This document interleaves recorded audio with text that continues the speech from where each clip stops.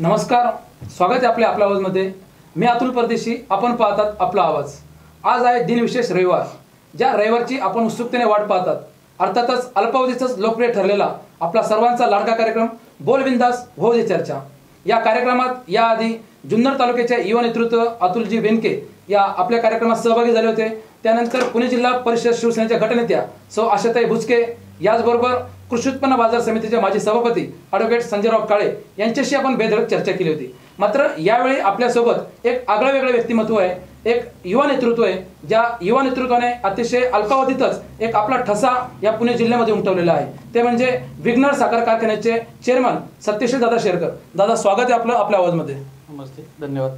तर कार्यक्रमाची सुरुवात करतोय। आपल्याला माझा प्रश्न आहे की कुकडेश्वर जे मंदिर आहे, ह्या मंदिराच्या जीर्णोद्धारासाठी काही रक्कम आपल्या कारखान्याकडून कपात करण्यात येत होती। मात्र आज जर जीर्णोद्धार जर आपण पाहिला मंदिराचा, तर आहे त्या परिस्थितीमध्येच आहे। कुठल्याही प्रकारचं त्या ठिकाणी काम जास्त झालेलं नाहीये। त्या ठिकाणी तुम्हाला काय अडचणी येतात, कशा प्रकारे त्या ठिकाणी कुकडेश्वरचं काम सुरू आहे?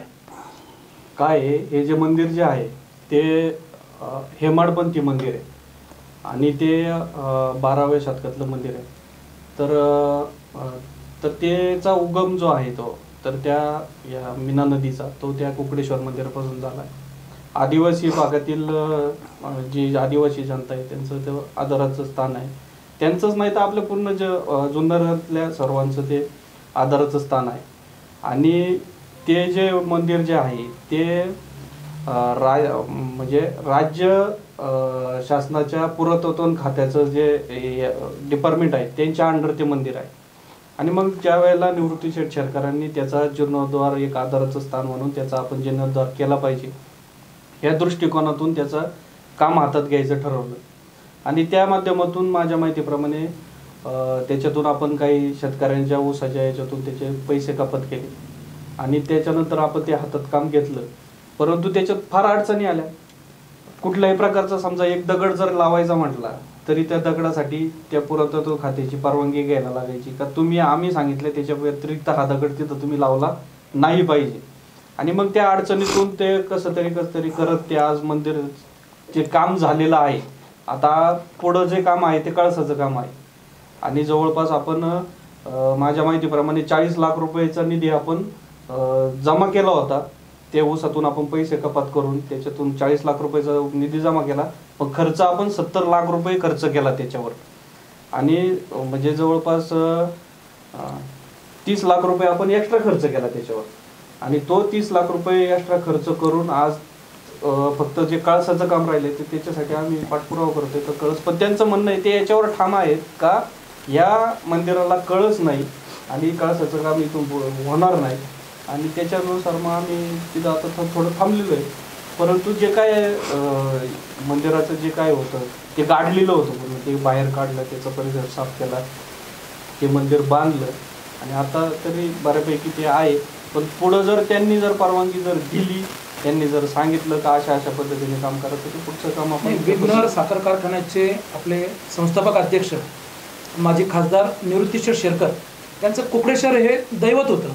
त्याचप्रमाणे जुन्नर तालुक्यात आपल्या मोठ्या प्रमाणात पश्चिम पट्ट्यात आदिवासी बांधव आहे, त्यांचंही ते दैवत आहे।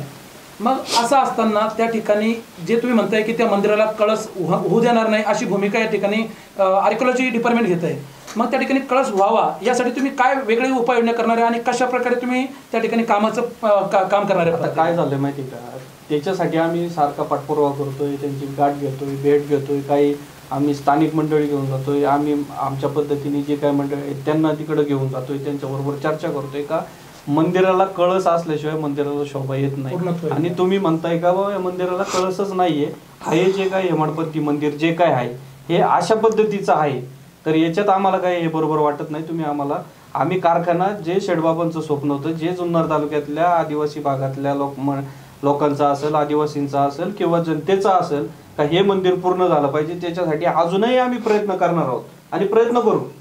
त्याचा कळस जर त्यांनी परवानगी दिली तर कळस चढवू, आम्ही कुठंतरी पैसा उपलब्ध करू।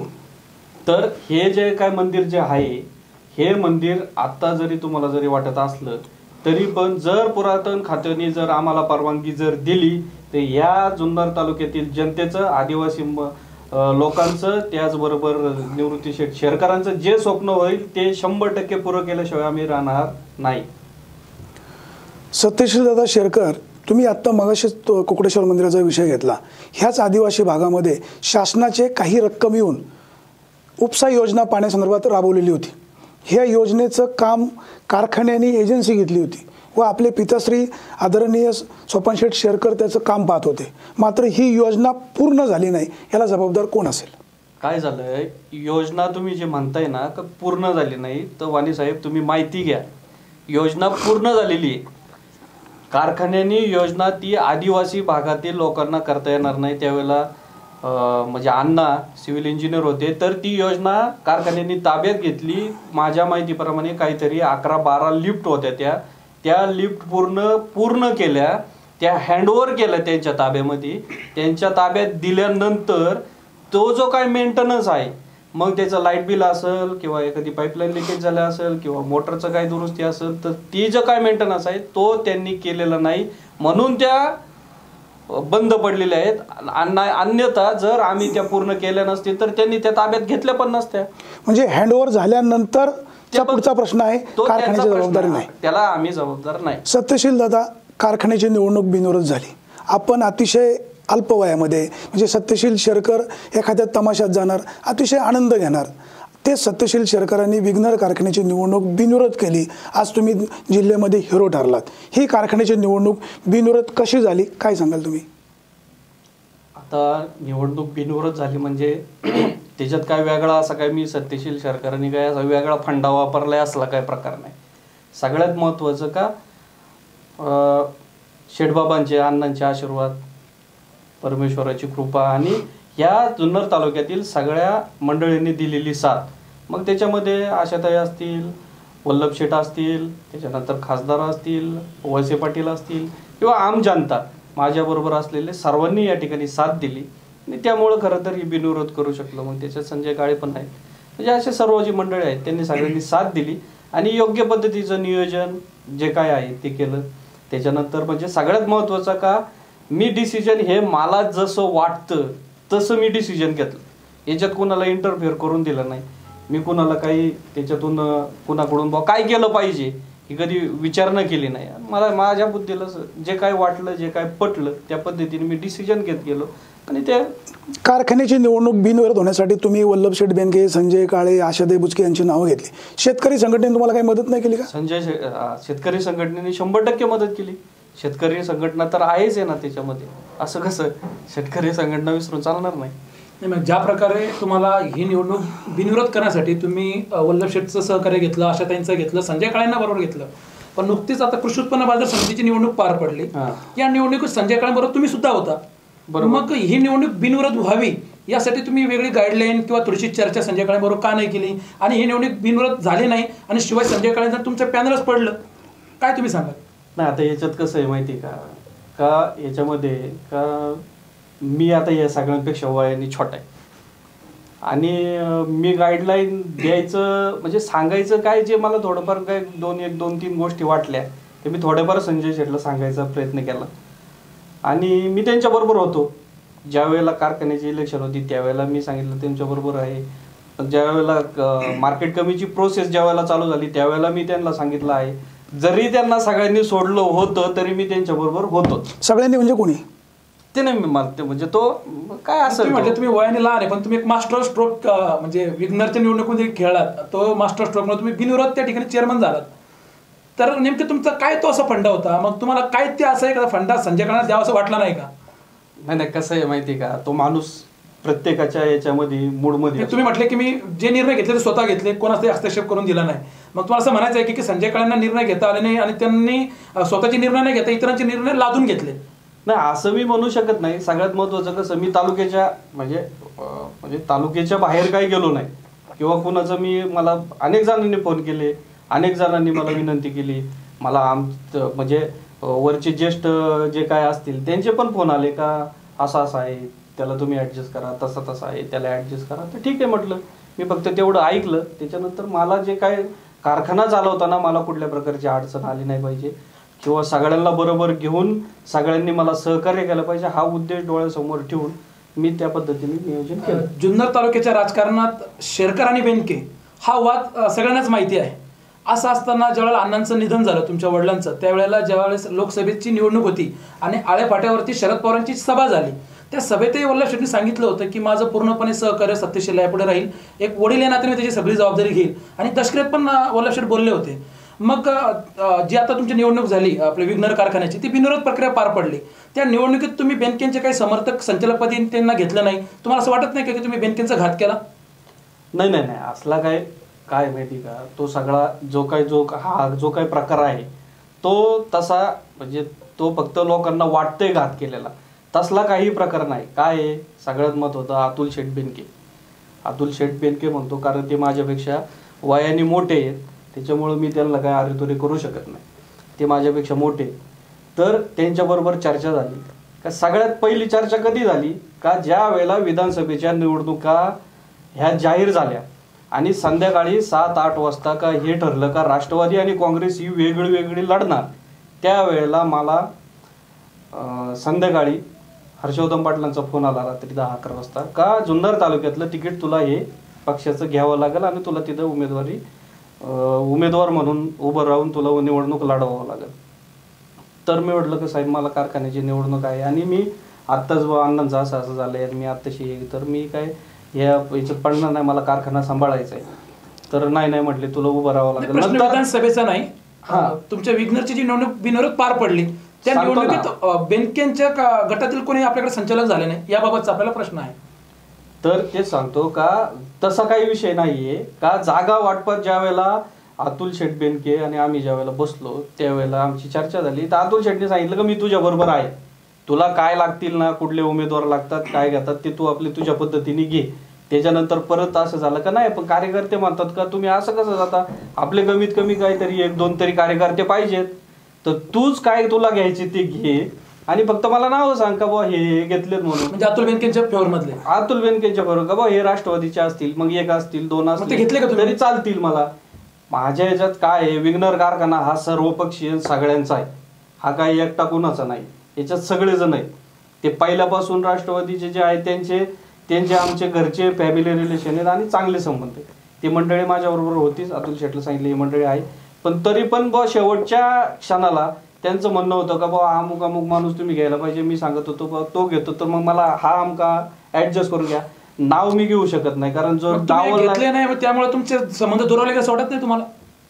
दुरावले का नाही म्हणजे कसं आहे, आता दुर्वाईचा काही विषयच नाही, तर ते जर इथं नाहीच आहे तालुक्यात तर जवळ यायचा विषयच नाही. ते जर समजा असते जवळ तर मग काय दुर्वाईचा काही विषय नाही तसा. नाही, आता विधानसभेची जी निवडणूक झाली या निवडणुकीमध्ये तुम्ही शरद सोनवणेचं काम केलं असं तुमच्यावरती आरोप होतो. नाही असा काही विषय नाही. आमचा म्हणजे काँग्रेसचा जर कॅन्डिडेट होता तर मी बाकीचा काँग्रेसचा कॅन्डिडेट असताना मग काँग्रेसच्या कॅन्डिडेटला मतं कमी का पडली? 5,000 मतं.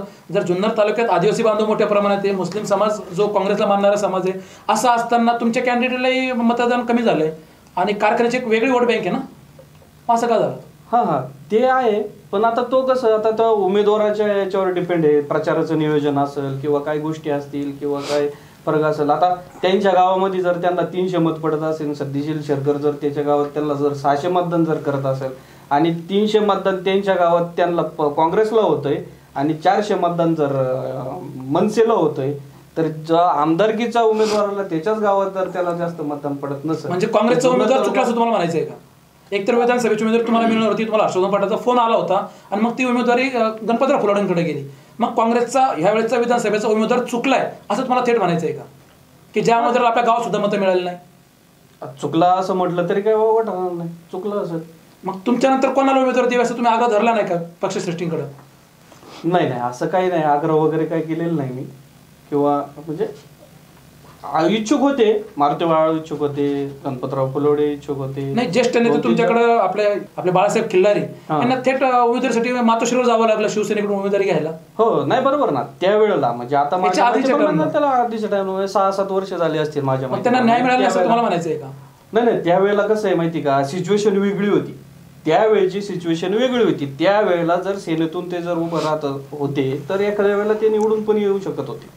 त्यावेळेची सिच्युएशन वेगळी होती. आज जर तुम्ही म्हटले मग तुम्ही ह्या वेळेला बाळासाहेबांना उमेदवारी नाही दिली, हा तुमचा मत होता. कसं आहे त्यावेळेची त्यांची परिस्थिती आणि यावेळेच्या परिस्थितीत फरक आहे. आज त्यांची तब्येत बरोबर नाही आणि मग ते सगळं एकंदरीत जर वातावरण बघितलं तर काय आहे माहिती आहे का, विधानसभेला असं आहे का आज शेवटच्या 8 दिवसामध्ये काय कुठल्या पद्धतीचं क्लायमेट तयार होईल हे काय आज सांगू शकत नाही. शेरकर साहेब, जुन्नर तालुक्यामध्ये ऊसाचं क्षेत्र कमी असताना शेठबाबांनी राजाराम बोरकर यांच्यासारखा एक कार्यकुशल MD या ठिकाणी घेतला. ऊसाचं क्षेत्र वाढलं. नंतर त्याच बोरकरांनी त्यांच्या गावाकडे अनुराज कारखाना काढला. या कारखान्यामध्ये विग्नर कारखान्याची भागीदारी आहे. एवढंच नाही तर शेरकर फॅमिलीही त्यांचे सभासद आहेत असं लोक म्हणत आहेत. काय सांगाल आपण? नाही तर तसला काही प्रकार नाही येतो.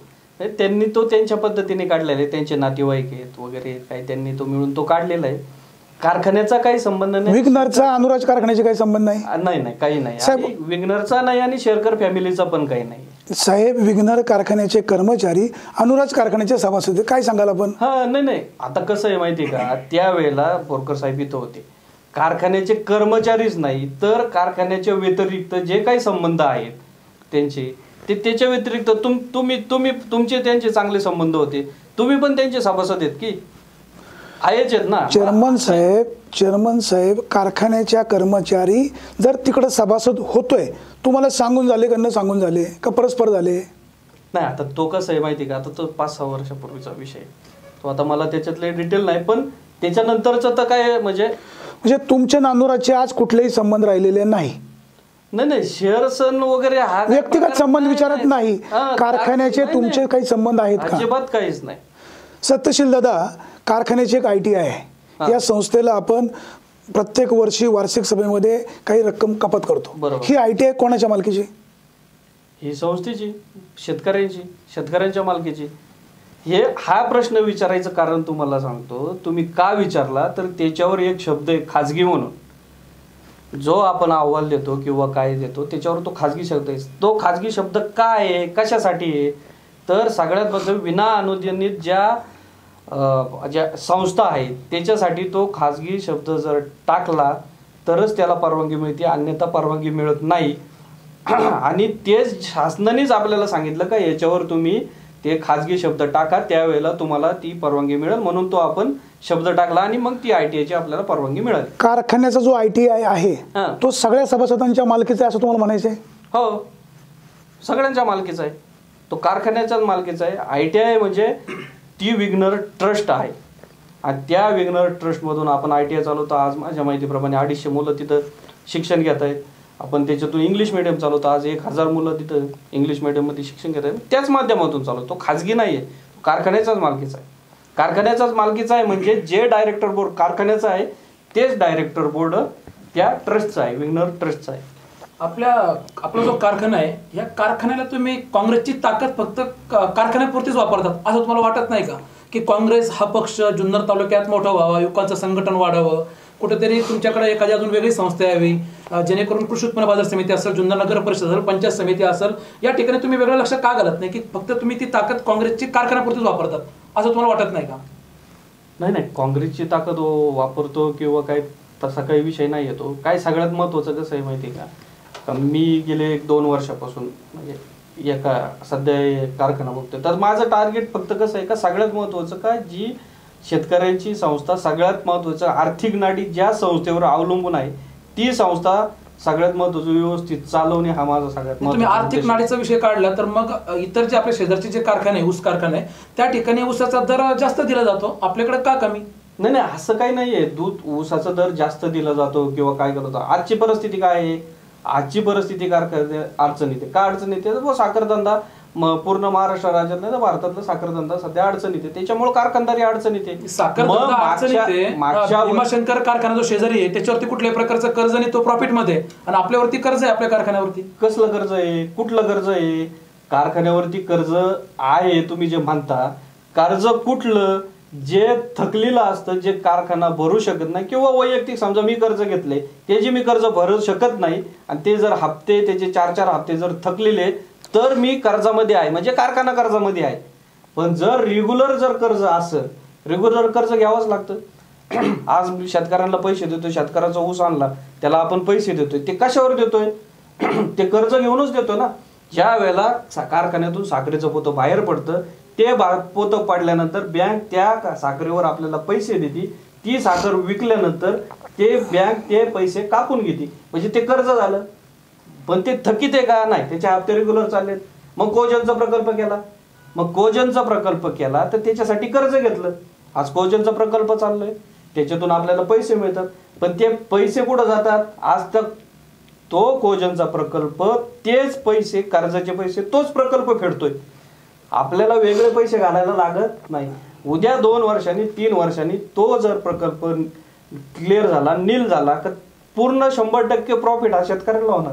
FRP चे पैसे 14 दिवसात देणे बंधनकारक असतं, मात्र आपल्याकडून लेट होतं, महिना 1.5 महिने. काय नेमकं सांगा? काय होतं माहिती का, आपल्याकडून लेट होतं असं नाही. पूर्ण साखर कारखानदारी ही 14 दिवसात पैसे देऊ शकत नाही.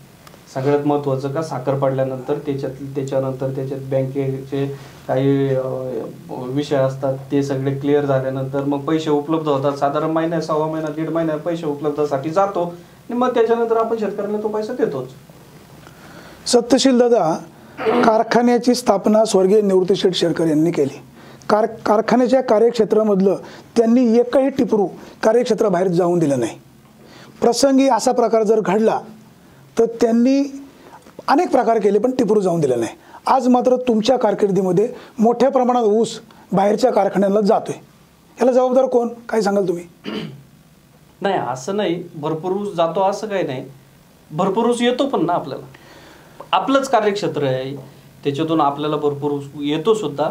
आणि साहेब, आपण ऊस आणतो गेटकेनचा, तो बाहेरचा आणतो. आपलं कार्यक्षेत्र सांगते मी, आपल्या कार्यक्षेत्रातलाच आणतो. पण आता कसं आहे माहिती का, समजा तुम्हाला म्हणायचंय का आंबेगाव तालुक्यातील भीमाशंकर कारखाना आपला ऊस घेऊन, प्रश्नच नाही. बरोबर आहे. त्यांची पण काही 14 गावं जोडलेली होती पहिली आपल्याकडं. त्यांचे संबंध आहेत, त्यांचे काही संबंध असल्यामुळं, त्यांचे जवळचे काही मंडळी असल्यामुळं काही विषय थोडं. शेठबाबांचं धोरण चुकीचं होतं असं तुम्हाला म्हणायचंय? नाही, असं मी म्हणत नाहीये. त्यांचं धोरण चुकीचं होतं असं नाही. त्यावेळेला कारखाना नव्हता. कुठला कारखाना? भीमाशंकर कारखाना नंतर झाला ना. चेअरमन साहेब, भीमाशंकर कारखान्याला आपण ना हरकत दिली. भीमाशंकर कारखान्याचं कार्यक्षेत्र फक्त आंबेगाव तालुका, आपल्या कारखान्याचं कार्यक्षेत्र जुन्नर आणि आंबेगाव हे 2 तालुके. मग असं असताना त्यांचं कार्यक्षेत्र आपल्याकडे नसताना ते राजरोसपणे ऊस नेत आहेत आणि आपण आता गेटकेनचा ऊस आणतोय. आपलं धोरण चुकीचं आहे असं वाटतंय का? नाही, असं नाही विषय. सगळ्यात महत्त्वाचं कसं होतं माहिती का, काही वेळेला कधी काही गोष्टीचं धोरण चुकलं जातं. म्हणजे कसं चुकलं जातं सांगतो तुम्हाला. काही 3 वर्षापूर्वी 4 वर्षापूर्वी आपण एक धोरण ठेवलं होतं. काय, 265 जो ऊस आहे त्या ऊसाला फायबर नाही, त्याला रिकव्हरी नाही, त्याचं टनेज जास्त नाही, तर त्याला कारखान्याला जसा तोटा आहे तसा शेतकऱ्याला जास्त तोटा आहे. कारण तो जर लावला तर ते जमिनीतलं सगळं काय अन्न रस काय असेल तो सगळं उडतं, जमीन पण त्याचा ऱ्हास करतं आणि फक्त टनेज चांगलं मिळतं. मग आपण धोरण ठेवलं काय का ऊस 265 ऊस आपण शेतकऱ्याला लागवडीला बेनव द्यायचं नाही. पण शेतकऱ्याला नवीन आलं तो 100 टन ऊस निघतो, 80 टन ऊस निघतो. मग कुठून तरी बेन आलं, मग ते बेन त्यांनी दिल्यानंतर मग साहजिक शेतकरी थोडासा तिकडे वाढव. मग थोडंसं त्यावेळेला आपण विचार, चला ठीक आहे रिकव्हरी कमी तर कमी, थोडासा लॉस होऊन पण आपण शेतकऱ्याला बेन देऊ. तर थोडंफार अशा काही गोष्टी आहेत त्याच्यामुळे थोडंसं मग तो एकदा गेला तिकडं, मग 2-3 वर्ष घातलं. पण आज बऱ्यापैकी आपल्याकडे सगळा ऊस आपल्याकडे येतो. पण असं काही नाही का आता शेवटी कसं आहे का, म्हणजे त्याचे भांडणं तणणं काही नाही. आता आज आम्ही म्हणजे भीमाशंकर समन्वयाची भूमिका आमची आहे आणि व्यवस्थित आम्ही शेतकऱ्याला ते पण व्यवस्थित हँडल करतात, आम्ही पण शेतकऱ्यांना हँडल. काही शेतकऱ्यांचं म्हणणं असं येते की काट्यामध्ये काहीतरी काटा मारला जातो किंवा काय, मग तुम्ही शेतकऱ्यांना बाहेरून काटा करवण्यास परवानगी का देत नाही? परवानगी आहे की परवानगी हो, असं नाही. शेतकऱ्याला आपला काटा निर्दोष किंवा चांगला आहे हे तुम्ही कसं सिद्ध? काय आहे तुम्हाला एक सांगतो, काटा कॉम्प्युटराइज काटा आहे. आज तुम्ही आता जरी गेले तर कॉम्प्युटराइज काटा आहे, त्याच्यामध्ये कुठल्याही प्रकारचं चेंजेस करता येत नाही. सगळ्यात महत्त्वाचं का, म्हणजे काटा चेकिंगचे जे हे असतात ना त्यांची टीम पण येते, ती कधी पण येते, अर्ध्या रात्रीला ती किंवा रात्री येते, दिवसा येते, कधी पण येते. त्यांचे वेट घेऊन येतात, ते चेक करतात. कॉम्प्युटराइज असल्यामुळे त्याच्यात बदल करता येत नाही. कारण शेतकरी हा कधी पण येऊ शकतो, त्याच्या गाडीबरोबर येऊ शकतो, तो वजन बघू शकतो, रिकाम्या गाडीचं वजन बघू शकतो, बाहेरून वजन पण करून आणू शकतो, काही अडचण नाहीये. तर माझा दादा आपल्याला प्रश्न आहे की विघ्नर साखर कारखान्याची जी निवडणूक होती ती आपण बिनविरोध केली, मात्र आपली सोसायटी शिरोलीची आपल्याला बिनविरोध करत यश का आलं नाही? काय आलं, ती पहिलीच माझी निवडणूक होती आणि मग काही लोकांना वाटलं असेल किंवा काय इलेक्शनमध्ये आता ह्याला काही जमणार नाही किंवा करता येणार नाही किंवा काय, आणि त्यामुळं मग ती इलेक्शन लागली. मी त्याच्यात कॉम्प्रोमाइज करायचा प्रयत्न केला की हो नाही, इलेक्शन झाली म्हणजे काय होतं का स्थानिक वाद किंवा हा आपला तो दुसऱ्याचा किंवा काही गोष्टी त्या घडतात, त्या होऊ नाही त्याच्यासाठी प्रयत्न केले, पण ती काही झाली नाही. आणि मग इलेक्शन म्हणजे तुम्हाला अपयश आलंय तुम्ही मान्य करा? हा, बिनविरोध करण्यात अपयश आलंच म्हणायला लागेल. काय त्याला सत्यशील दादा, कारखान्याचा कारभार अतिशय चांगला आहे. शेठबाबांनी कारखाना घडवला, अण्णांनीही त्याला साथ दिली आणि तुम्हीही चांगल्या पद्धतीनं काम करतायत. कारखाना आज आर्थिक अडचणीत आहे, ही वस्तुस्थिती आहे. कारखान्याच्या प्रशासकीय इमारतीला मोठ्या प्रमाणात खर्च झाला. नुकताच आपण त्या ठिकाणी स्वतःचं कार्यालय असं आवाढव्य तयार केलेलं आहे. स्वतःसाठी महागडी गाडी घेतलेली आहे. असं वाटत नाही हे पैसे जास्त खर्च होतात कारखानदारी अडचणीत असताना? काय आहे माहिती आहे का कारखानदारी अडचणीत नक्कीच आहे.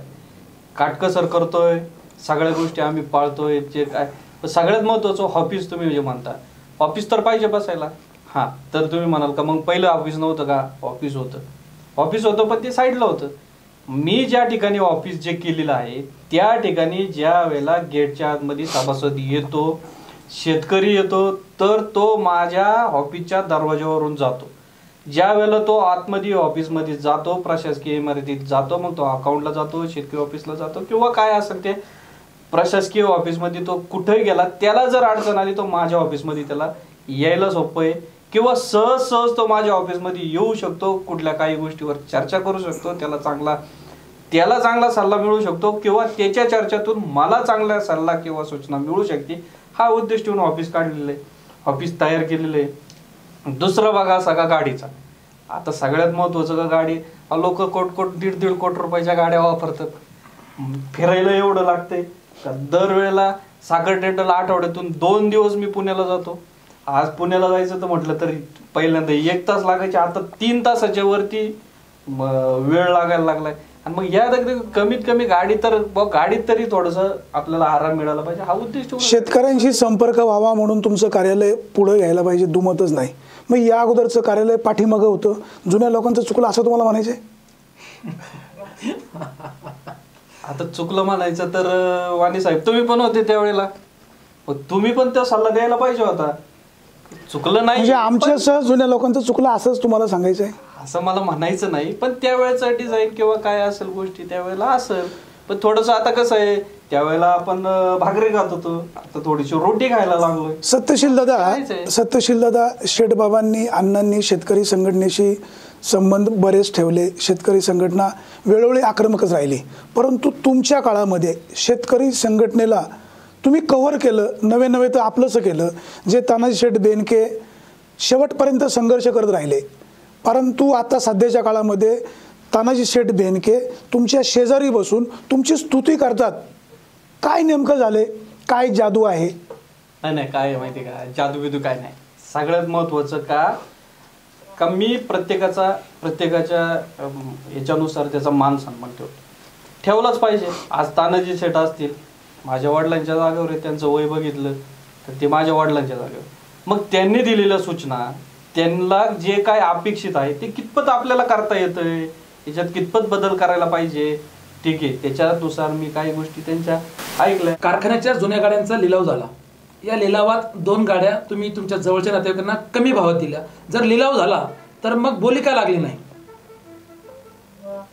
नाही, तुम्ही जे म्हणताय ना जवळच्या नातेवाईकांना गाड्या दिल्या, तर सगळ्यात महत्वाचं गाड्या एकच गाडी विकली. गाडी विकतानाच एक गाडी विकलेली आहे. सगळ्यात महत्वाचं का गाड्या 3 विकायच्या होत्या. त्यात काय होतं माहिती का व्हॅल्युएशन काढतो गाडीचं व्हॅल्युएशन काढल्यानंतर कंपनी कसं करते, कंपनी ज्या दिवशी रजिस्ट्रेशन झालं त्या दिवसापासूनचं व्हॅल्युएशन देते. आता कारखान्याची गाडी ही थोडीशी रपच वापरलेली असते आणि मग जो घेणारा येतो ना त्याला कसं वाटतं की ही गाडी स्वस्तात मिळाली पाहिजे. आम्ही काय विचार करतो, आम्हाला व्हॅल्युएशनच्या खाली जे व्हॅल्युएशन आहे त्याच्या खाली गाडी विकायची नाही. मग गाडीचं लिलावाला काढली, गाड्या गेल्या नाही तर मग काय करायचं, तर मग एक गाडी आम्ही ITIला दिली.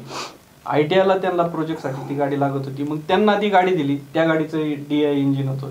मग ती मुलं त्या गाडीच्या याच्यावर जे करतात, मग एक गाडी MD साहेबांना गाडी घ्यायची होती, मग ती गाडी एक जुनी गाडी ती MD साहेबांना ठेवली, आणि एक गाडी आहे ती आम्ही फक्त एकच गाडी विकली, ती पण कोणाला विकली, ती गाड्या 3 विकल्या का 2 विकल्या हा भाग नाही, जी एक गाडी तुम्ही विकली ती मॅनेज करून स्वस्तात विकली असा आरोप होतोय, याच्याबद्दल काय? नाही, असला काही प्रकार पण नाही, आणि ती गाडी कोणाला आता दिलेली हे पण मला माहित नाही म्हणजे त्याचं नाव माहित नाही. प्रक्रियेत नव्हतं का? प्रक्रियेत होतो, नाव माहित नाही म्हणजे कसं का तो जवळचा असता तर मला त्याचं नाव लक्षात राहिलं असतं, तो जवळचा नाहीये त्याच्यामुळे मला नाव नाही लक्षात त्याचं कोणाला दिली ती. सत्यशील दादा, आजवर शेरकर कुटुंब विधानसभा असेल, लोकसभा असेल, विरोधकांनाच मदत करीत आला असा आरोप होतो. विधानसभेला तुमचा बेनकेंना विरोध म्हणून तुम्ही शिवसेनेला मदत करता, यावेळेस मात्र तुम्ही शिवसेनेला मदत न करता शरद सोनवणेंना मदत केली असा तुमच्यावर आरोप होतोय. नाही, आरोप आता आरोप होतातच, आरोप सगळेच होतात. जर काम मी सांगितलं मगाशी का तुम्हाला मी काँग्रेस पक्षाचं काम केलं तर लोक म्हणतात का बा तुम्ही शरद सोनवणेचं काम केलं, आशाताईचं केलं, अतुल शेठचं केलं, असला काही प्रकार नाही. मी काँग्रेसचं काम केलं, मी काय कुणाचं काम केलेलं नाही. काँग्रेस बेनकेंचा तुमच्या कुटुंबाचा दुरावा असताना तुम्ही शिवसेनेला मदत करत नव्हता असं तुमचं म्हणणं आहे? काय बेनके कुटुंबाचा तुमचा दुरावा असताना तुम्ही शिवसेनेला मदत केली नाही असं तुम्हाला म्हणायचंय? नाही, सेनेला मदत केलेली की सेनेला मदत आम्ही केलेली आहे, त्याच्याबद्दल तो म्हणणं आहे. पण कधी ज्या वेळेला ज्या गोष्टी योग्य वाटल्या, ज्या वेळेला जो कॅन्डिडेट योग्य वाटला त्या वेळेला आम्ही त्या कॅन्डिडेटला मदत केलेलीच आहे की. आज पण आम्ही काय असं काही नाही का कुणाला मदत करायची कुणाला नाही असं काही ठरवून करतो, असा काही विषय नाही. पण जो चांगला कॅन्डिडेट आहे, जो काम करतो, त्याला मदत केलीच पाहिजे. तुम्ही विघ्नर साखर कारखान्याचे चेअरमन आहात. जुन्नर तालुक्याचे युवक काँग्रेसच्या या ठिकाणी एक मोठं उमदा नेतृत्व या ठिकाणी तालुक्यात आहे. मग तुमच्या स्वप्नातला जुन्नर तालुका कसा असेल? आज चेअरमन म्हणून तुम्ही सांगा, नाहीतर मग तुम्ही भावी आमदार म्हणून सांगा. तुमच्याकडे दोन्ही अँगलने असं या ठिकाणी युवक बघतायत, तुम्ही काय संदेश द्याल? एक तर या ठिकाणी युवकांना रोजगार नाहीये, या ठिकाणी कुठल्याही प्रकारची MIDC नाही, तुमचे भविष्याचे प्रोजेक्ट काय असतील? नाही, ही परिस्थिती सत्य, ही परिस्थिती खरी का आज जुन्नर तालुक्यात फार मोठ्या प्रमाणात युवक आहे, परंतु काय आलंय का आपल्या तालुक्यात MIDC नाही किंवा कुठल्या प्रकारचं रोजगार उपलब्ध नाही, आणि बऱ्यापैकी बरेचसे म्हणजे तरुण असे आपल्याकडे फिरतात, त्यांना रोजगार पाहिजे, हे 100% खरं. काहीतरी या जुन्नर तालुक्यामध्ये प्रोजेक्ट पाहिजे, हे पण खरे. प्रोजेक्ट एक नसेल तर हाय त्याच्यामध्ये काय डेव्हलप करायला पाहिजे हा पण महत्त्वाचा विषय. पण सगळ्यात महत्त्वाचा विषय काय आहे का सत्यशील शेरकर ह्या जुन्नर तालुका बदलू शकत नाही म्हणजे कसं काही एकटा काही करू शकत नाही, याला सगळ्यांनी मिळून काहीतरी करायला पाहिजे. बरं, सगळ्यात महत्त्वाचं मी आज काय करतो, मी कारखाना चालवतो, माझं कॉन्सन्ट्रेशन सध्या कारखान्यावर आहे. का कारखाना चांगला चालला पाहिजे, का या कारखान्याला आज 25,000 एकर ऊसाचं गळीत मला करायचंय, 10.5 लाख टनाचं या वर्षीचं मला गळीत करायचंय, कितीतरी कोटी रुपये ह्या जुन्नर तालुक्यातल्या शेतकऱ्यांना मला द्यायचे. एखादं जर गाई बसली ना तर तुम्ही 4 लोक त्याला उठून उभं करू शकता त्या गाईला, पण एखादा जर हत्ती बसला तर त्या हत्तीला तुम्ही ना उठवू शकत नाही. तर ही कारखान्याची आर्थिक नाडी ही शेतकऱ्यांची या कारखान्यावर डिपेंड आहे. हाय त्यांना जे काय आज आहे ना ते तर कमी कमी व्यवस्थित सांभाळलं पाहिजे. पुढं काय करायचंय ते त्यावेळेला करू. मग आत्ताची कारखान्याची स्थिती काय, तुम्हाला कसं वाटतं? आत्ताची कारखान्याची परिस्थिती काय? चांगली? त्याच्या परिस्थिती नाही, कारखान्याची परिस्थिती चांगली आहे, कारखान्याची परिस्थिती एकदम चांगली, अडचण कसलीच नाही. साखरेचे बाजारभाव कधी कमी होतील कधी वाढतील याचा भरोसा नाही. आज आपल्याकडं जुनी कमीत कमी 3-3.5 लाख पोती शिल्लक आहे साखरेची. 19 रुपये किलोनी साखर जात होती, त्यावेळेला मला म्हणत होते का अरे तू साखर विक. मी म्हटलं थांबा, विकतोय थोडी मी साखर विकत आलो. आज तीच साखर जर 27-28 रुपयांनी जात असेल तर याच्यातला फायदा हा शेतकऱ्यांचा फायदा. तर साखर ही कमी पण होऊ शकते आणि वाढू पण शकते, याच्यावर कोणी तसं संशोधन काही जास्त केलेलं नाही, पण होणारा फायदा शेतकऱ्यांचा होणारा फायदा या दृष्टीने आम्ही सगळी ती म्हणजे आजची परिस्थिती कारखान्याची अतिशय चांगली आहे. कारखान्याची परिस्थिती चांगली आहे, कारखान्याची परिस्थिती याच्यापेक्षा चांगली होणार पण आहे, आणि त्या पद्धतीने आमची सर्व म्हणजे चेअरमन, आमचे सर्व संचालक, व्हाईस चेअरमन, सर्व अधिकारी यांची सगळ्यांची वाटचाल चालू आहे. नक्कीच हा कारखाना या महाराष्ट्रात 1 नंबरला नक्कीच राहील. म्हणजे आता तुम्ही कमी वयात ह्या कारखान्याचे चेअरमन झालात आणि तुम्ही कारखान्यात चांगल्या प्रकारे स्थिरावला असं तुम्हाला म्हणायचंय. म्हणजे कारखाना व्यवस्थित सुरळीत चालू आहे आता. हा, कारखाना व्यवस्थित चालू आहे. मग ज्या प्रकारे शेतकऱ्यांचे प्रश्न तुम्ही बऱ्यापैकी मार्गी लावतात त्या प्रकारे युवकांचे प्रश्न आहेत. आपल्याकडे जे यशवंतराव स्मारक ज्या ठिकाणी होणार होतं येडगाव धरणाजवळ, ते स्मारकाचं बरेच 2-3 वर्षापासून काम पेंडिंग पडलेलं आहे. जवळपास 100 कोटी रुपयाचा प्रोजेक्ट, 1.5 कोटी झाले, भिंतीचंच काम झालं, रस्त्यांचंच काम झालं आणि एक चांगला प्रोजेक्ट हा जर झाला त्या ठिकाणी युवकांना सुद्धा त्या ठिकाणी संधी मिळू शकते, त्या ठिकाणी व्यापार वाढू शकतो आणि पर्यटक येऊ शकतात. जर हा प्रोजेक्ट लवकर झाला नाही तर आपली भूमिका काय असेल?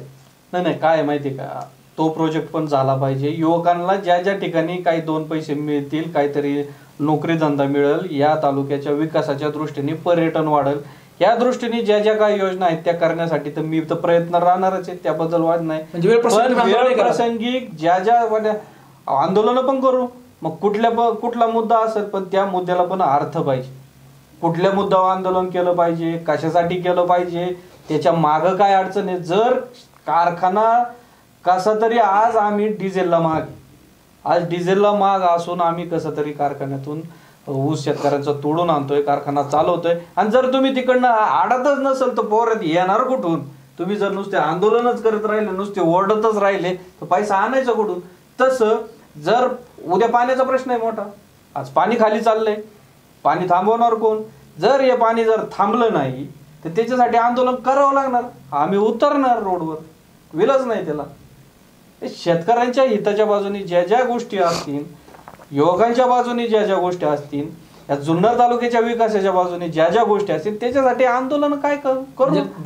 शेरकर हा वाद बाजूला ठेवून तुम्ही जुन्नरच्या विकासासाठी बेनके, शेरकर, बुचकेताई तुम्ही सगळे एकत्र यायला तयार आहात? हा, सगळे एकत्र येतील ना. विकास काय करायचंय? सगळ्याला विकासच करायचंय. आमदार व्हायचंय त्याला काय करायचंय? विकास करायचा. ज्याला जिल्हा परिषद अध्यक्ष व्हायचंय त्याला काय करायचंय? विकासच करायचा. मी आज कारखान्याचं चेअरमन काय करतोय? विकासच करतोय ना. शेतकऱ्यांना 2 पैसे त्याच्या पदरात कसे पडतील, त्याची दिवाळी कशी चांगली झाली पाहिजे, हा दृष्टी ठेवूनच त्याचा मी विकासाच्या दृष्टीने वाट करतो. ही पण समस्या आहे, ती पण समस्या आहे. फक्त वेगवेगळे जो तो ज्याच्या त्याच्या वेगवेगळ्या पार्टनी समस्या करतो. एवढ्या वर्ष तुम्हाला असं वाटत नाही का की जुन्नर तालुक्यात गेले 20 वर्ष आमदार बेनकेंनी आमदारकी केली, कारखाना उभारणीपासून तर आज तागायत कारखाना हा शेरकरांकडेच आहे, संजय काळेंकडे कृषी उत्पन्न बाजार समिती आज तागायतच होती. म्हणजे ह्या काही ज्या गोष्टी तुम्ही असं तिघांनी वाटून भेटून घेतल्या असं तुम्हाला वाटत नाही का की बा बेनकेंनी आमदारकी सांभाळावी, शेरकरांनी कारखाना सांभाळावा आणि काळेंनी कृषी उत्पन्न बाजार समिती सांभाळावी, पण आज ह्या गोष्टीला छेद झालाय आणि काळेंचा पराभव झालाय. उद्या तुम्हाला असं वाटत नाही की तुमची सत्ता कारखान्यातून जाऊ शकते? काय माहितीये का, सत्तात जाऊ शकते, सत्तात जायचं भीती मला अजिबात नाही. एक सगळ्यात महत्वाचं म्हणजे काय माहिती का मी आज जे काम करतोय ना, मी जे तुम्ही आता ह्या 2 वर्षामध्ये रिझल्ट मिळतात नाही मिळतात मला माहित नाही, मी काम करतोय हे पण मी म्हणत नाही. माझा एकच उद्देश आहे, शेडबाबांनी हा कारखाना काढलेला आहे, अण्णांनी तो व्यवस्थित चालवलेला आहे, आज त्या कारखान्याची धुरा माझ्यावर आहे. मी सगळ्यात महत्वाचं का माझ्या 2 पिढ्यांनी जे काम केलंय, जे शेरकरांनी हे नाव जे कमवलंय त्या नावाला कुठेही गालबोट लागलं नाही पाहिजे का हा सत्यशील आला आणि या मागच्या 2 लोकांचं नाव खराब करून गेला, हे अजिबात मी सहन करणार नाही. त्याच्यासाठी मला जे काय करता येईल ते करेल. आणि उद्या जर याच्यामध्ये जर कोणाला वाटलं, जर या तालुक्यातली 20-25 ज्येष्ठ मंडळी आली आणि त्यांनी सांगितलं सत्यशील तू हे चुकीचं करतोय, हे चुकीचं वागतोय, हे तुला जमत नाही, त्यावेळेला माझं नाव लगेच हे तुम्ही तुमच्याबद्दल बोलताय, पण काळे फॅमिलीकडे कृषी उत्पन्न बाजार समिती आणि बेनकेंकडे आमदारकी 20 वर्ष याच्याबद्दल तुम्ही बोलले नाही. मला हे उत्तर अपेक्षित आहे की तालुक्याला नेमका हा मेसेज जातोय, कोणीतरी वेगळं. आता कोरी पाटील शरद सोनवणे आमदार झाले, असं तुम्हाला वाटत नाही की लोक आता बदलत आहे, परिवर्तन होतंय?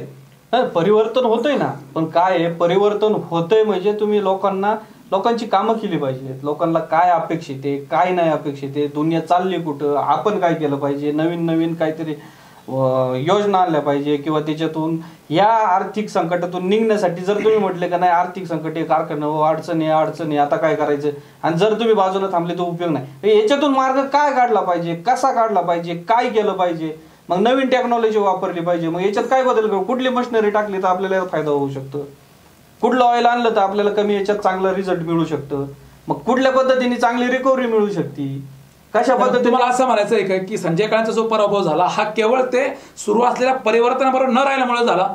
त्यांनी जर समाज समजून घेतला असतं की आता समाज बदलतोय, मला म्हणजे सुरू असलेल्या समाजाबरोबर राहायचंय, तर परिवर्तन होणार नाही. बरोबर. त्यांनी एक तर सगळ्यात महत्वाचं काय, ह्या जुन्नर तालुक्यातील सगळ्या जनतेबरोबर त्यांच्या पद्धतीने ज्या पद्धतीने त्या लोकांची त्या मार्केटमध्ये कामं करायला पाहिजेत त्या पद्धतीने.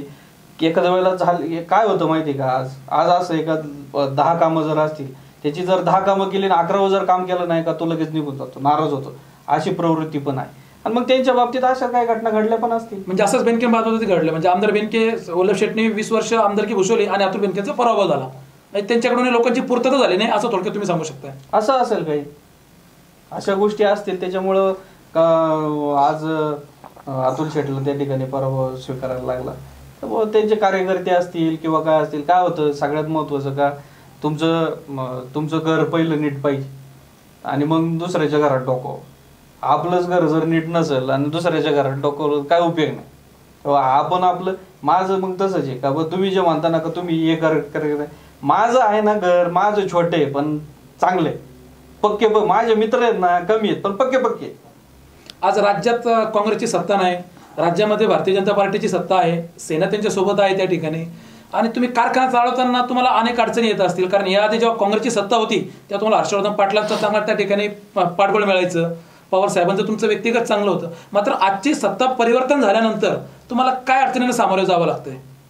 नाही तसं काय माहिती का, सगळ्यात महत्वाचं का, अडचणी ह्या शक्यतो येत नाहीत. आणि जरी आल्या ना तर सगळ्यात महत्वाचं शेतकऱ्यांच्या निगडीत आणि त्याचा हे बघितला जातो का काय बा या नक्की हा कारखाना काय आहे, याचा अहवाल काय आहे, याचं कॅरेक्टर काय आहे किंवा काय आहे, सगळं ते बघितल्यानंतर नक्कीच त्याच्यातून आपल्याला बेनिफिट नक्की मिळतो. म्हणजे या सरकारकडून तुम्हाला समाधानकारक बेनिफिट मिळत असं तुम्हाला म्हणायचंय?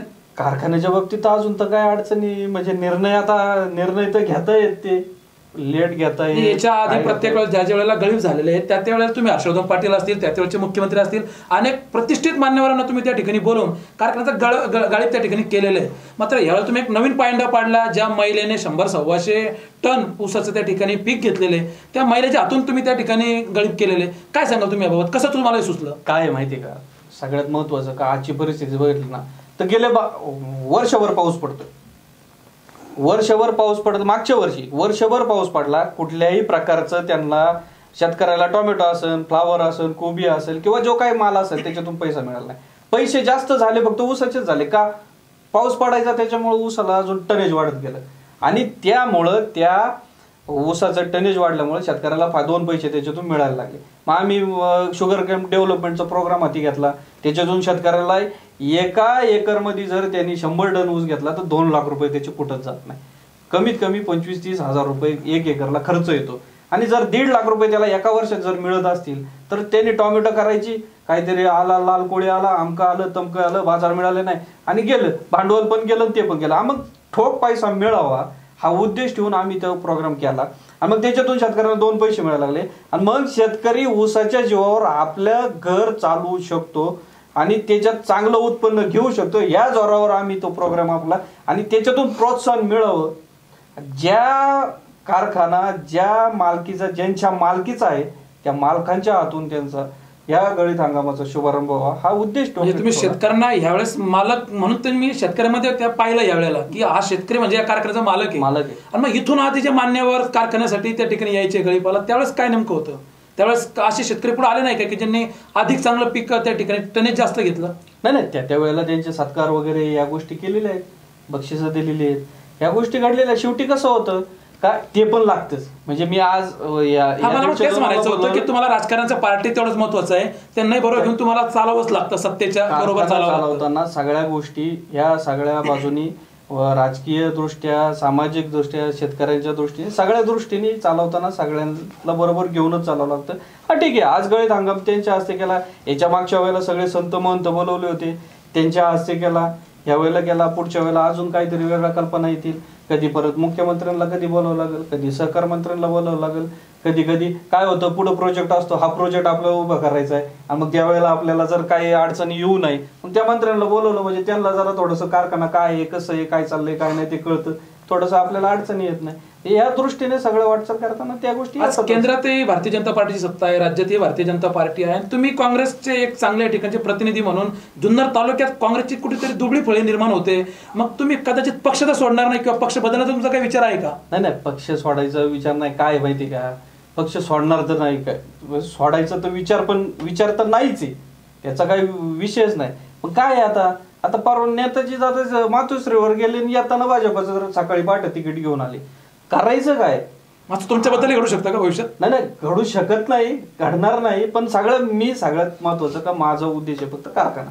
त्याच्यामुळे मी सध्या काय कारखान्याला पाठबळ राजकीय पाहिजे ना. मग तुमचं स्टँडिंग काय मी आहेच आहे ना. मग काँग्रेस बरोबर आहे आणि राहणार. काँग्रेसची फळी चांगली तयारी आहे, जुनी मंडळी आहेत, त्यांचं मार्गदर्शन चालू आहे, नव्या पद्धतीचे नवीन जमाव पण चालू आहे, शांततेने काम चालू आहे. आणि सगळ्यात महत्वाचं का, मी गेले 2 वर्षापासून फक्त कारखान्यात आहे.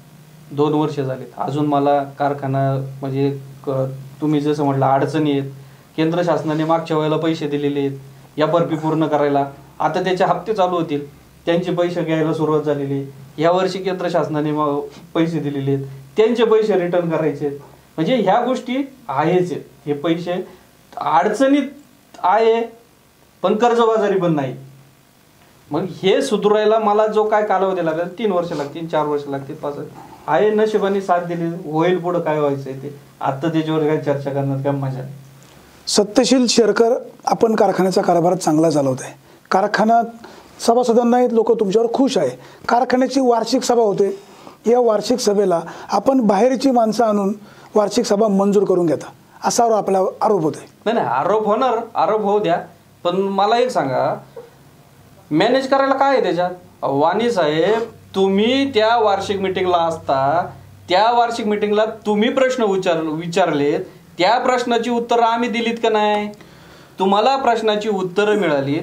अनेक जण त्या ठिकाणी प्रश्न विचारतात. मागच्या वेळेला जे प्रश्न विचारले त्याची उत्तरं मिळाली. ह्या वार्षिक मिटिंगला तुम्ही त्या ठिकाणी होता, त्यावेळेला सुद्धा लोक उठली. आम्ही सगळे डायरेक्टर आम्ही सगळे बसून होतो आणि मी सांगत होतो का आम्ही बसलेलो आहे, कुणाला प्रश्न विचारायचे असेल तर विचारा.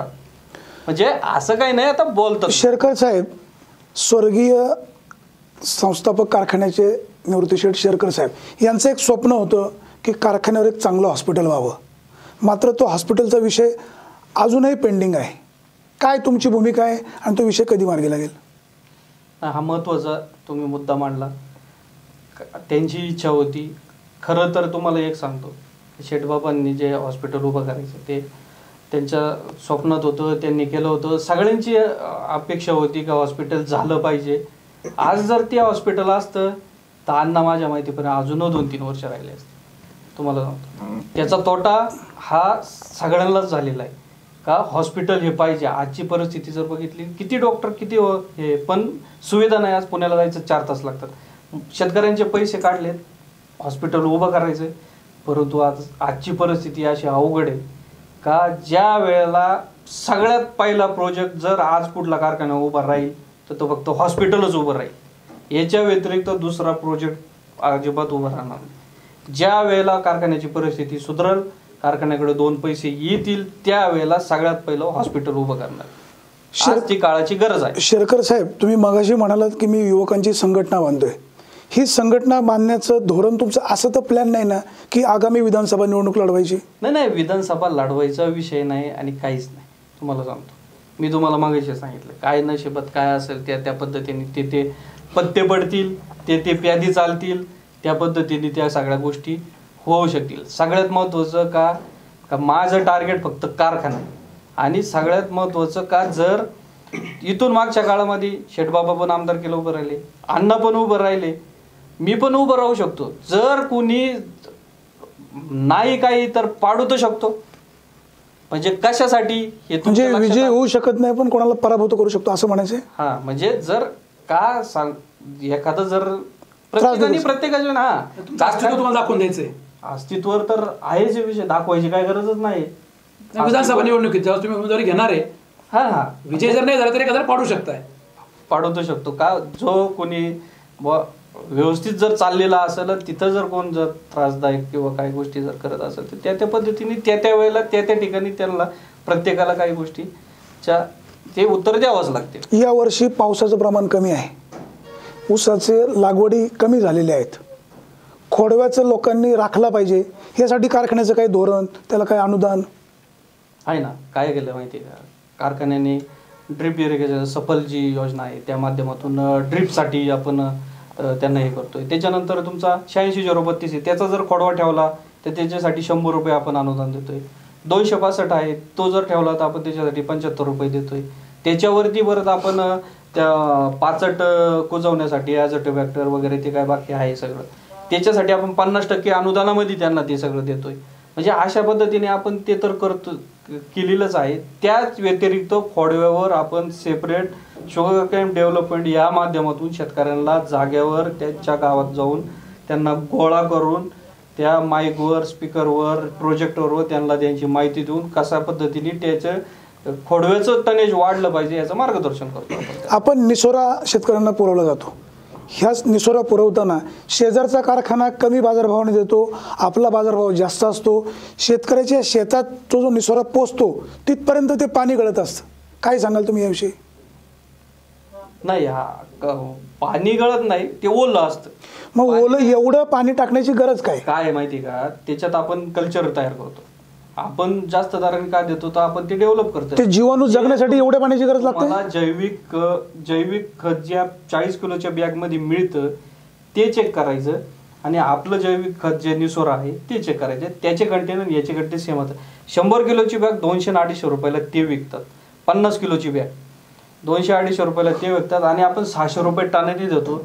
त्याच्यात आपण कल्चर, ॲझोटोबॅक्टर किंवा बाकीचे जे काय हे आहे ते फक्त त्याला जर ते सुकले तर ते मरून जाते.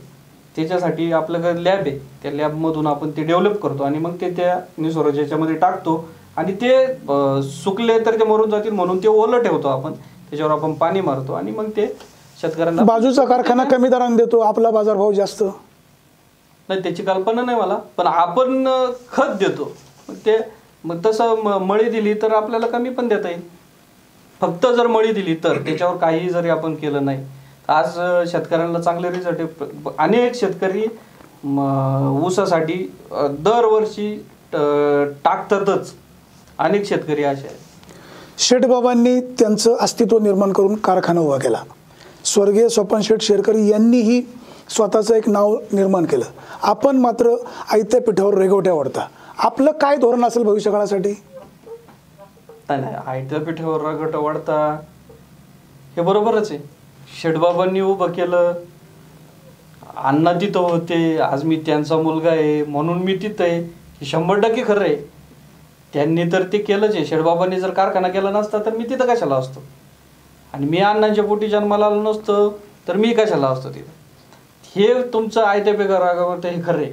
पण ह्या कारखाना चालवताना त्यांनी तर चांगला चालवलाच आहे, परंतु अण्णांच्या थोडी तब्येती 2 वर्षामुळे अण्णांचं थोडंसं दुर्लक्ष व्हायचं. आज चालू झाल्यापासून तुम्ही कारखाना माहिती आहे तुम्हाला, आज 5000 टनाचा कारखाना आहे. 5600-5700 वर कारखाना चालत होता. आज तोच कारखाना 6000 टनाने रोजचं आजचं गाळप चालू आहे. का चालू आहे, कशामुळं चालू आहे? आज तुमची रिकव्हरी जास्त आहे. आज तुम्ही शेतकऱ्यांना बाजारभाव देताय. मागच्या वर्षीचा 2110 रुपये बाजारभाव दिला, या वर्षीचा 2281 रुपयाची FRP आपली निघते. का निघते, कशामुळे निघते? ते रिकव्हरीमुळे निघते. मग रिकव्हरी का मिळाली, रिकव्हरी का वाढली? ते योग्य तोडणीचं नियोजन केलं. शेतकऱ्यांचा ऊस ब्रिक्स लावल्याशिवाय तोडायचा नाही. ब्रिक्स काढायचे, लॅबमध्ये टेस्ट करायचे, जर त्याच्यात शुगर असेल, ब्रिक्स लागले तर ऊस तोडायचा, नाही तर शेतकऱ्याला सांगायचं 4 दिवस थांबावं लागेल, पाणी देऊ नका. तो ऊस आणायचा, तो गेटच्या आत आल्यानंतर परत लॅबवाल्यांनी टेस्ट करायचा का त्यांनी शेतावर ब्रिक्स व्यवस्थित घेतलेत का नाही, मग तो मिलमध्ये टाकायचा. मग गेटपर्यंत ऊस तुम्हाला जर चांगला परिपक्व स्वच्छ ऊस आणून जर दिला असेल तर आतल्यांनी रिकव्हरी तर द्यायला पाहिजे. मग आत काय प्रॉब्लेम आहे, मग VSIची टीम बोलवली, मग त्यांच्याकडून सगळी माहिती घेतली.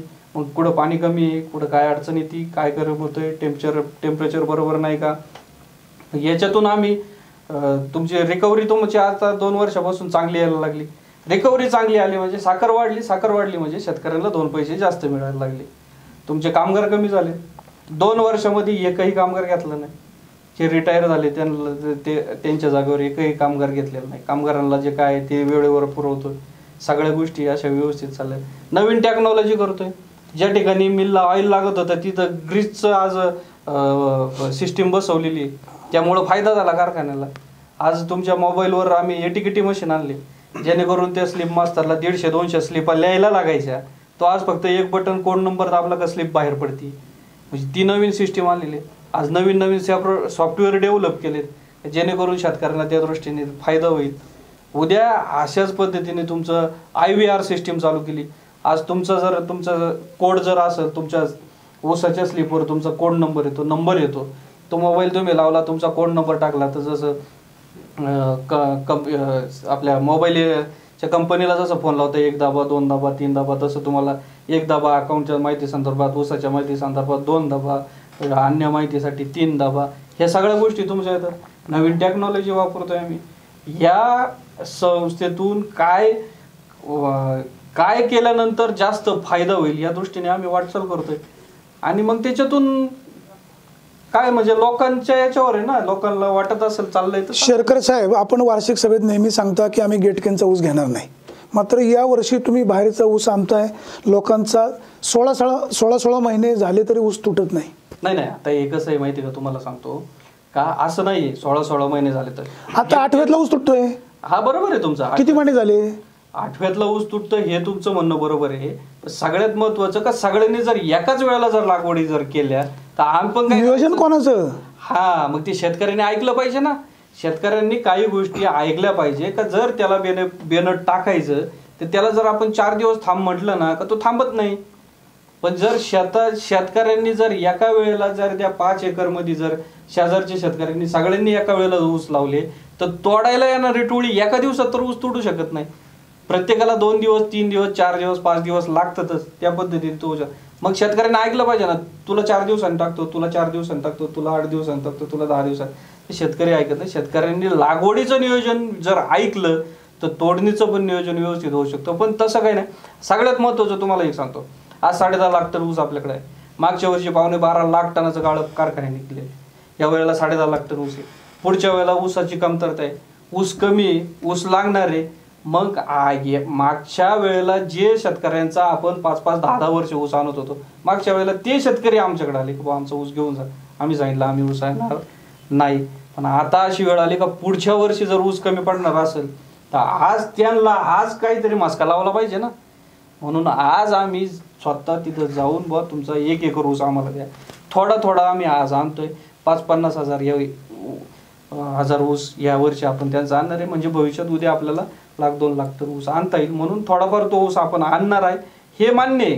का मी म्हटलं होतं का गेटकेनचा ऊस आणणार नाही, पण पुढच्या वेळेला जर कारखान्याचं क्रशिंग जर कमी झालं तर शेतकऱ्यांना त्याचा लॉस आहे, कारखान्याला लॉस आहे, कर्ज फेड करायच्यात त्यांना पण फटका बसणार आहे. मग अडचणी वाढणार आहेत. म्हणून आपण थोडा ऊस आणतो. बाकी आपलं नियोजनात बदल नाही. आपलं नियोजन एकदम परफेक्ट चालू आहे. अतुल परदेशी व आम्ही सगळे सहकाऱ्यांनी एक आपला आवाज चॅनल 3 महिन्यापासून सुरू केलेला आहे. सर्वसामान्यांच्या अडीअडचणी सोडवणं, त्यांचे प्रश्न मार्गी लावणं असा आमचा प्रयत्न आहे. तुम्ही आमच्याकडनं काय अपेक्षा व्यक्त कराल आणि काय वाटतंय तुम्हाला? नाही, आपण आपला आवाज चॅनल चालू केला आपण. म्हणजे सगळ्यात महत्त्वाचं का हा चॅनल चालू केला, सगळ्यात महत्त्वाचं तुम्ही स्टुडिओ तयार केलं. चॅनल तर अनेक आहेत, अनेक वेगवेगळे आहेत, पण तुम्ही तो चालू केला. अनेक गोष्टी या चॅनलच्या माध्यमातून मी बोलत नाही काय झालं काय नाही, पण या माध्यमातून घडल्या. काहींना जाग आली, काहींचे डोळे उघडले. आणि उद्याच्या भविष्यात ह्या माध्यमातून ज्या तुम्ही आता बिंदास बोल चर्चा जी आणलेली याच्यातून नक्कीच या जुन्नर तालुक्यातील सगळ्यांना म्हणजे तळागाळातील कार्यकर्त्याला, शेतकऱ्यांना, तरुण वर्गाला याचा फायदा होईल. फक्त कसं आहे जास्त भांडणं होतील हा उद्देश बाजूला ठेवून जरा थोडंसं सगळ्यांना फायदा होईल हा उद्देश जर ठेवला तर नक्कीच चॅनल तुमचा आज म्हणजे मी चॅनल TV जरी नाही बघितलं तर व्हॉट्सअप किंवा यूट्यूबच्या माध्यमातून तुमचे सगळे हे बघतो. आणि सगळ्यात महत्त्वाचं का तुमचं म्हणजे इथं रेकॉर्डिंग झाल्यानंतर लगेच तुमचं यूट्यूबवर आम्हाला बघायला मिळतं. आणि अशी तुमच्याकडून अपेक्षा आहे जनतेपर्यंत जे काय भावना आहेत नेत्यांच्या त्या पोहोचवाव्यात. जनतेच्या ज्या काय प्रश्न आहेत ते नेत्यांपर्यंत पोहोचले पाहिजे. नक्कीच काय त्यांच्या जर त्यांच्या भावना जर पोहोचल्या तर नेते मंडळी सरळ चालतील, नाहीतर कोण कुठं चाललंय आणि कोण कुठं नाही याचं कोणालाच ताळमेळ राहणार नाही. आणि नक्की चाललंय काय जुन्नर तालुक्यात हे पण कळणार नाही. कारखान्याचे संस्थापक स्वर्गीय निवृत्तीशेठ शेरकर, त्याचबरोबर तुमचे पिताश्री स्वर्गीय सोपानशेठ शेरकर यांनी तुम्हाला घडवलं, बाळकडू दिलं. आज ते दोघंही नाहीत. त्यांच्या ॲबसेंटीमध्ये महत्त्वाचा निर्णय घेताना तुम्हाला काय वाटतं, तुमच्या भावना कशा व्यक्त कराल? नाही, आता ते दोघं पण नाही आहेत, पण सगळ्यात महत्त्वाचं का मी प्रत्येक वेळेला विचार करतो, मी जर सकाळी ऑफिसमध्ये बसलो का आज जर हा माझ्या पुढं प्रश्न आलाय की जर अण्णा असते तर काय निर्णय घेतला असता, ते शेठबाबा असते तर काय निर्णय घेतला असता. मी जर बाहेर गेलो तर आपण जर लेट होणार, शेठबाबा नेहमी अण्णाला विचारायचे, हा तू रात्री का 12 वाजले तुला यायला, लवकर का नाही आला.